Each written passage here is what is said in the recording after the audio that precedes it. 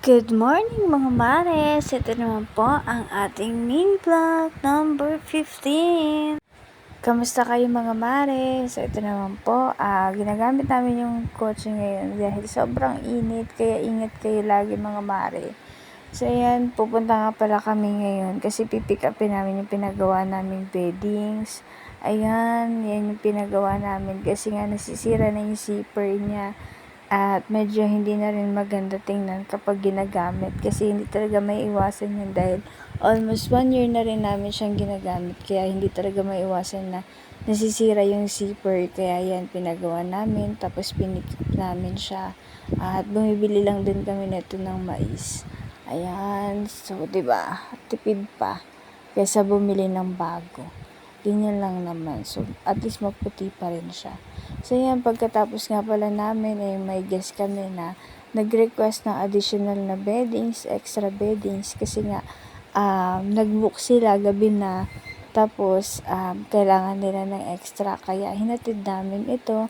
At, ayun nga, sobrang traffic yung mga pauwi, kami naman, hindi naman masyadong traffic. At, saka nakamotor na kami niyan dahil nga, hindi naman mainit na. So, yan yung dala-dala kong extra beddings at i-deliver ko yan dun sa guest namin dahil pupunta na sila ngayon sa unit. So, yan, dineliver ko muna. So, yan, pababa na ako. Tapos na kami mag-deliver ng extra bedding. So, yan, sobrang gabi na yan. Pero okay lang, basta na nag-request ang guest talaga namang pinagbibigyan namin. So, yun, buti hindi pa kami tulog. So, yan, tamang chill ride lang sa gabi. Nakasando lang, gawa ng sobrang init talaga mga mare. Kahit na nga nakasando ka ngayon, ay talaga namang ang lagkit ng mga pawis mo. So, yan, ang sarap magbiyahe mga mare ng gabi kasi walang masyadong traffic.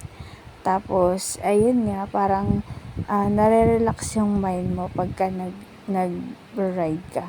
So, yan, nag-gasoline nga pala kami. Tapos, nagpadagdag na rin kami ng hangin sa aming motor. Kaya, yan, tamang park lang sa gilid para maglagay ng hangin bago kami umuwi para makapagpahinga na rin. Ayan.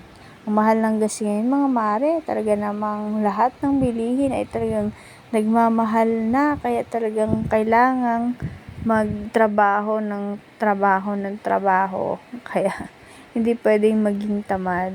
So, yan, pauwi na kami dyan mga mare. At nag-upload lang for updates. Bye-bye! Salamat sa panonood. Hanggang sa next video natin mga mare.